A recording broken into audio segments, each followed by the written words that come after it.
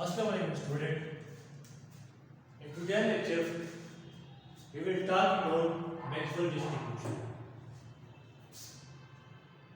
Maxwell distribution के बारे में बात करने से पहले अगर हम आइडियल केस को निकाल कर दें तो वहाँ पे आइडियल केस से हमारा ये मतलब होता है ideal case consists of independent particles in which there is no interaction between any two particles. ठीक है, आइडियल केस हमारे पास होता है कि हमारे पास एक लार्ज नंबर ऑफ पार्टिकल हो जो कि आपस में इंटरेक्ट नहीं कर रहे हो, जो कि एक दूसरे से इंडिपेंडेंट हो।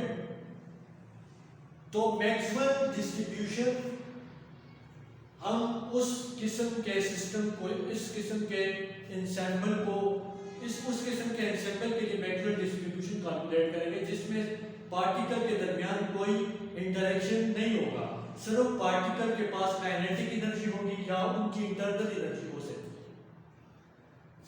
अब जो पहली मैक्सवेल डिस्ट्रीब्यूशन हमारे पास होगी वो हमारे पास होगी Maxwell velocity distribution. Maxwell velocity distribution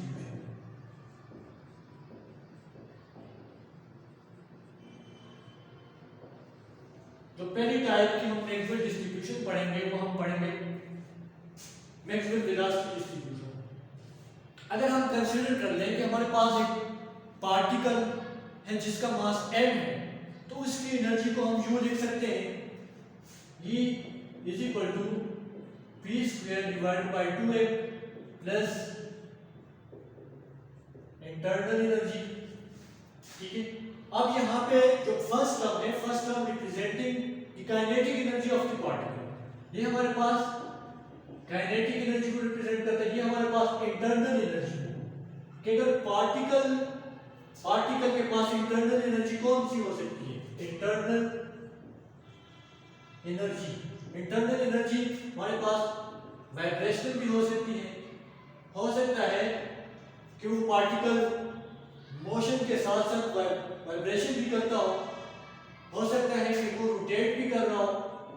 ठीक है, तो ये हमारे पास इंटरनल एनर्जी में वाइब्रेशनल और रोटेशनल एनर्जी आ जाएगी। अब हम state of the molecules consider करते हैं, state of the system.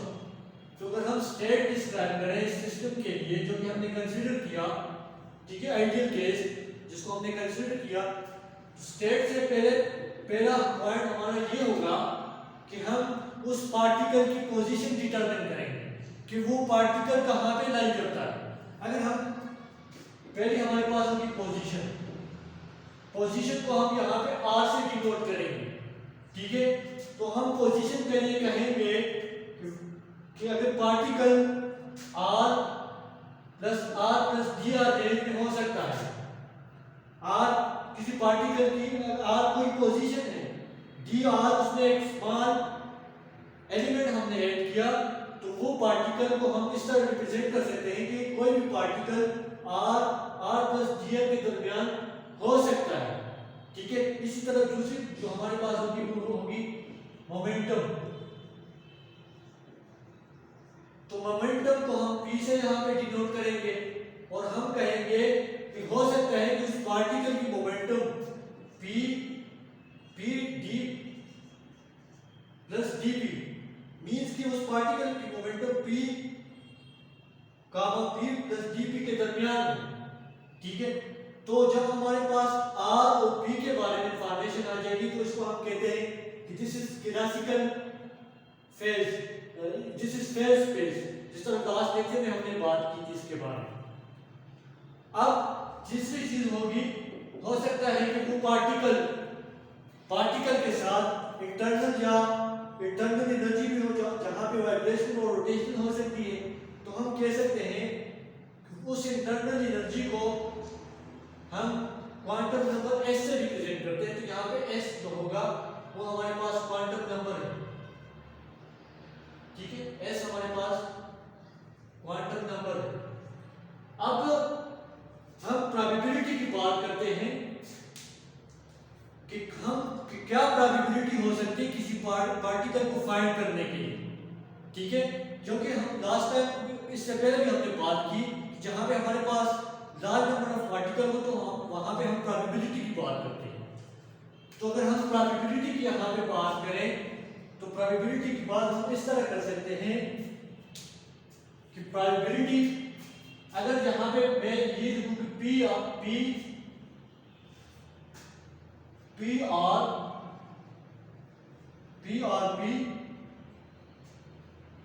Q R और डी क्यू आर और डी क्यू पी, अगर ये हमारे पास प्रोबेबिलिटी को शो कर रहा है, इसका मतलब ये हुआ कि what is the probability for a particle with position r, momentum p, and which is lying between r plus rtr and with momentum p plus dp and with quantum number s। तो ये हमारे पास probability को show करेगा। अब ये हमारे पास किसके बराबर होगी, तो मैक्सवेल ने एज्यूम किया कि ये हमारे पास p s, ठीक है, P S R P D Q R D Q P, ठीक है, ये हमारे पास इसके बराबर आ जाएगी। And this is proportional to E power minus beta, ठीक है, एंड दिस इज ई, ये हमारे पास आ जाएगा। अच्छा, ई की जगह हम यहाँ पे पी स्क्वायर 2m प्लस ई की जगह हम ये वाली वैल्यू पुट कर देते हैं, तो ई इंटरनल और यहाँ पे s। तो this probability of finding a particle with position r and p, ठीक है, with quantum number s is proportional to this factor, ठीक है, इस फैक्टर के प्रोपोर्शनल होगा। तो यहाँ पे हम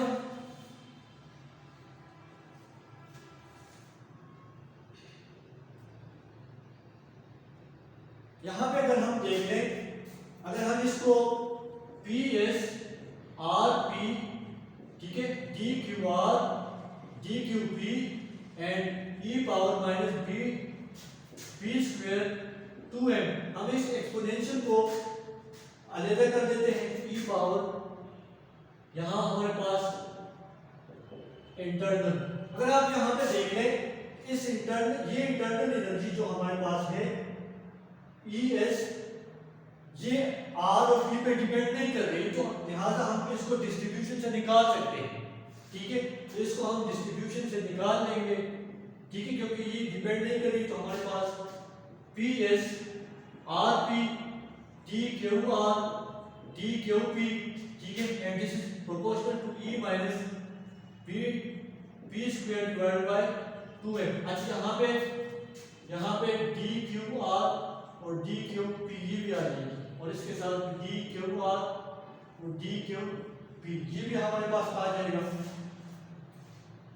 अब हम इसको वेलोसिटी में कन्वर्ट कर देते हैं। अगर p की जगह हम v की वैल्यू डाल दें तो हमारे पास v हमारे पास होता है p बाय m, ठीक है, p bye m।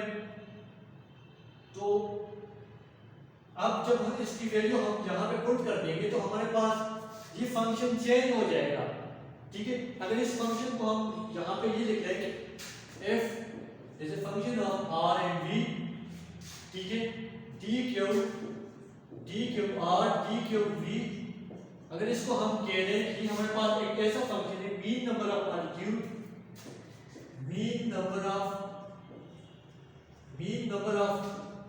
Molecules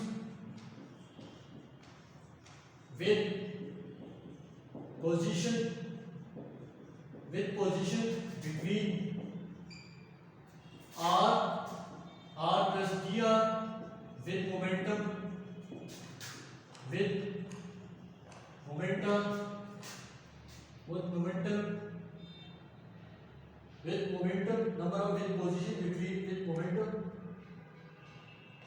between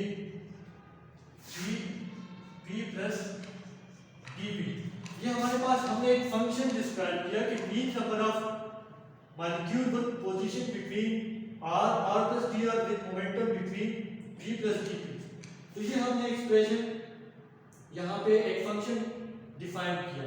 sorry, यहाँ पे आप क्योंकि हम वेलोसिटी की बात कर रहे हैं तो हम यहाँ पे लिख लेते हैं कि दिस इज, ये हमारे पास आ जाएगी वेलोसिटी, ठीक है, क्योंकि हमने इस मोमेंटम की वैल्यू पुट कर दी दे दी है। तो with velocity between v and v plus dp, तो ये हमारे पास आ जाएगा।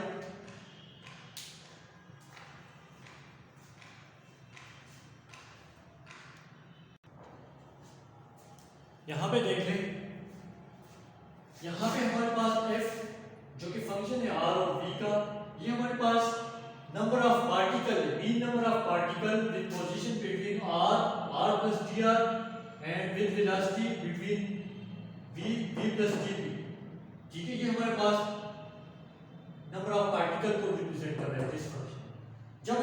जब इसमें हम v pm v p divide by m ये पुट कर देंगे तो हम इस फंक्शन को कंस्ट्रक्ट कर सकते हैं। ये फंक्शन हमारे पास इस फॉर्म में है कि f r v dq r dq v is equal to c, ठीक है। तो यहाँ पे p की वैल्यू हमने क्या इसकी वैल्यू डाल दी, सॉरी यहाँ पे p की जगह हमने इसकी p is equal to mv ये वाली वैल्यू पुट की। जब हम ये वाली वैल्यू पुट की तो हमारे पास क्या है, यहाँ पे जब हमने इस प्रोपोर्शनलिटी को खत्म किया तो हमारे पास c आया। c को हम कहते हैं कांस्टेंट ऑफ प्रोपोर्शनलिटी। अब हमारा टास्क होगा कि c को फाइंड करना। c को हम किस तरह फाइंड करेंगे, c को हम फाइंड करेंगे नॉर्मलाइजेशन कंडीशन के जरिए, ठीक है। नॉर्मलाइजेशन कंडीशन को यूज करके हम c की वैल्यू फाइंड करेंगे। तो व्हाट इज नॉर्मलाइजेशन कंडीशन? अब अगर यहाँ पे देखें तो ये हमारे पास मीन नंबर ऑफ पार्टिकल्स है इस रेंज के अंदर, ठीक है। ये हमारे पास नंबर ऑफ पार्टिकल्स हैं इस रेंज के अंदर। अगर हम पूरी पोजीशन की सारी वैल्यूज ले लें और मोमेंटम की सारी वैल्यू ले लें, अगर इस फंक्शन को हम इंटीग्रेट करें, ठीक है, इंटीग्रेट करें और सारी वैल्यूज हम कंसीडर कर लें तो ये हमारे पास टोटल नंबर ऑफ पार्टिकल के बराबर आ जाएगा। मीन कि हम सब पार्टिकल को कंसीडर कर रहे हैं तो हमारे पास ये n के बराबर हो जाएगा। अब हम इक्वेशन 1 का डबल इंटीग्रल लेते हैं ताकि हम सब पार्टिकल को कंसीडर करें। तो जब हम इक्वेशन 1 का डबल इंटीग्रल लेंगे तो हमारे पास वो आ जाएगा, तो ये हमारे पास आ जाएगा minus infinity to plus infinity, minus infinity to plus infinity. यहाँ पे डबल इंटीग्रल इसकी एक r पे है, एक पोजीशन पे है और एक मोमेंटम पे है, ठीक है। तो f r v dq r dq v and this is equal to c, ठीक है। And double integral minus infinity to plus infinity e power minus beta mv square divide by 2, ठीक है। d क्यूब r यहाँ पे double integral minus 2 plus d cube r d cube v, ठीक है।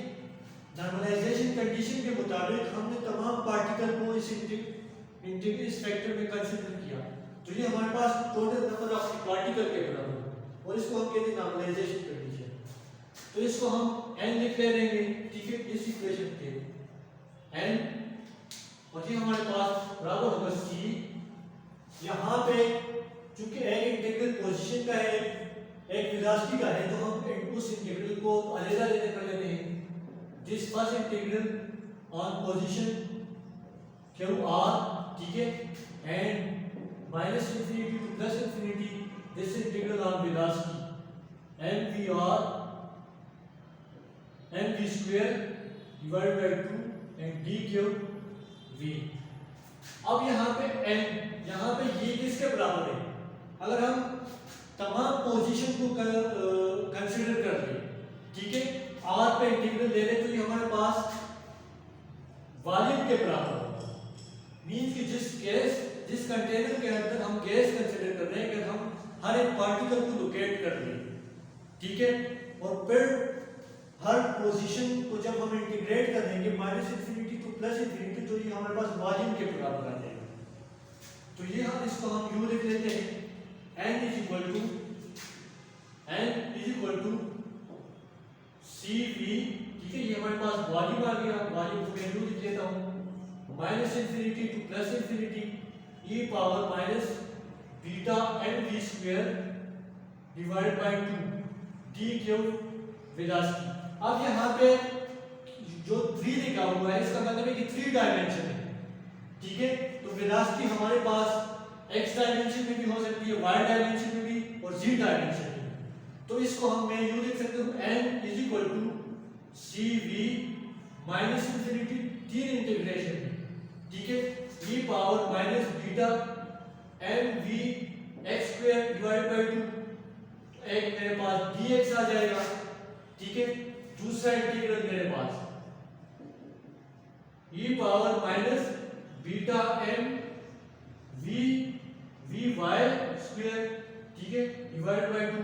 तीसरा integral इसके साथ dy, तीसरा इंटीग्रल जो आएगा minus infinity to plus infinity, ठीक है, e power minus beta M V G square, ठीक है, डिवाइड बाय 2। यहाँ पे जो d क्यूब है ये रिप्रेजेंट कर रहा है d क्यूब, v रिप्रेजेंट कर रहा है dv x को, dv y को और dv z को, इसको रिप्रेजेंट कर रहा है। यहाँ पे हम इस इंटीग्रल को हमने 3 कंपोनेंट में स्प्लिट किया, जिस तरह आप एक वेक्टर को उसके कंपोनेंट में डिसॉल्व कर लेते हैं, तो इस तरह हमने ये स्प्लिट कर दिया। अब अगर हम ये कंसीडर कर लें कि velocity in x direction, velocity in y direction and velocity in z direction are equal, तो हमारे पास simple condition vx is equal to vy and this is vz।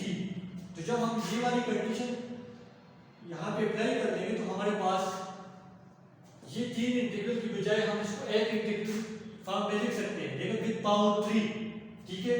तो n is equal to CV, ठीक है, इसको हम minus infinity to plus infinity. अब अगर vx vy vz इक्वल है तो हमारे पास माइनस बीटा एम वी, तो सब की वैल्यू को मैं vx के बराबर लिख लेता हूँ, तो vx square and power cube इसलिए लिया कि 3 इंटीग्रल थे, मैंने एक लिखा और पावर क्यूब लिया, ठीक है। तो ये हमारे पास आ गई।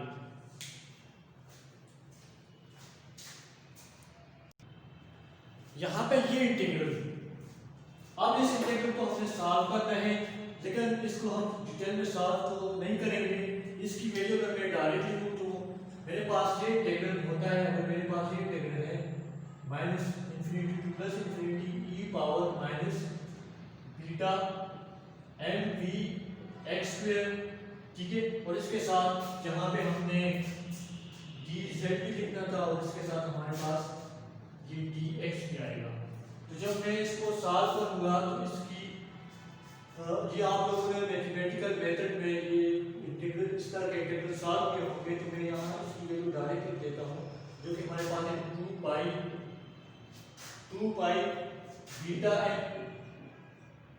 m and this is half. तो जब मैं इसको इस इक्वेशन में पुट करूंगा, ठीक है, इसको मैं इक्वेशन 1 का नाम देता हूँ, पुटिंग इन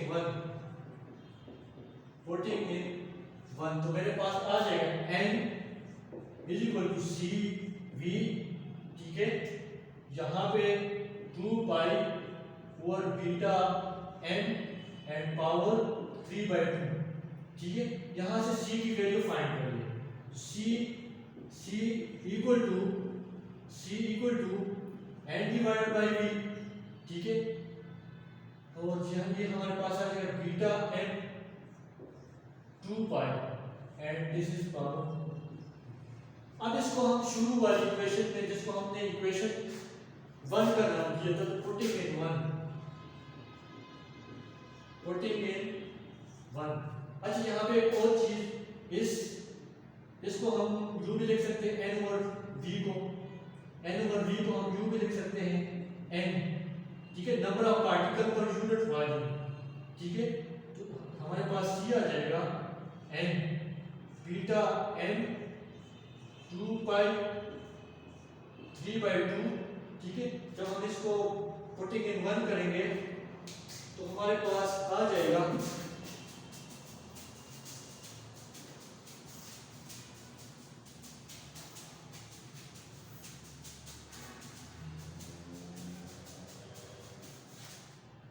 हमारे पास जब इसको इक्वेशन 1 में पुट करेंगे तो जो वैल्यू हमारे पास आ जाएगी वो आ जाएगी एफ आर वी, ठीक है, D Q R D Q V, C की वैल्यू हमारे पास एन, ठीक है, सी की वैल्यू हमारे पास आ जाएगी N beta N divided by 2 by over 3/2 and E power minus beta N V square divided by 2। अब यहाँ पे ये फंक्शन जो है नंबर ऑफ पार्टिकल जिसको ये फंक्शन रिप्रेजेंट कर रहा है आर पे डिपेंड नहीं कर रहा, तो इस यहाँ से हम आर को निग्लेक्ट कर लेते हैं तो हमारे पास F V D Q R, ठीक है, D Q R D Q V, ये हमारे पास आ जाएगा एन। अब बीटा की वैल्यू हमें पता है, बीटा की वैल्यू हमें पता है कि वो हमारे पास होगी 1/kBT, तो यहाँ पे हम बीटा की वैल्यू डाल देते हैं तो हमारे पास m 2 pi kBT power 3/2 e power minus beta m v square divide by 2, और यहाँ पे d क्यू आर और डी क्यू वी, इसी तरह यहाँ पे डी क्यू आर और डी क्यू वी। तो ये हमारे पास मैक्सिमम वेलोसिटी डिस्ट्रीब्यूशन आ गई। यहाँ पे हम अगर आर को निग्लेक्ट कर लें, ठीक है, अगर सिर्फ वेलोसिटी की डिस्ट्रीब्यूशन हम कंसीडर कर लें तो हमारे पास इस फंक्शन को हम यूं लिख सकते हैं F and T Q V N M divided by 2 pi kBT, this is power 3/2 e power minus beta mv square divided by 2 dqv. This is the number of particles, mean number of particle with velocity between v and v plus dv, ठीक है। तो ये हमारे पास velocity की distribution आ गई। तो ये हमें बताता है कि कितने नंबर ऑफ पार्टिकल इस वेलोसिटी के साथ है। अगर हमारे पास एक लार्ज कंटेनर में गैस हो जिसके अंदर जो कि मॉलिक्यूल पे कंसिस्ट करेगी, तो हमारे पास उसमें कितने नंबर ऑफ पार्टिकल है विद वेलोसिटी v, ठीक है। तो ये हमें एक डिस्ट्रीब्यूशन बताती है कि इतने पार्टिकल इस वेलोसिटी के साथ है, इतने पार्टिकल इस वेलोसिटी के साथ है। तो maximum velocity distribution explain this thing. यह हमारा आज का लेक्चर था। नेक्स्ट लेक्चर में हम पढ़ेंगे maximum speed distribution. Okay, thank you.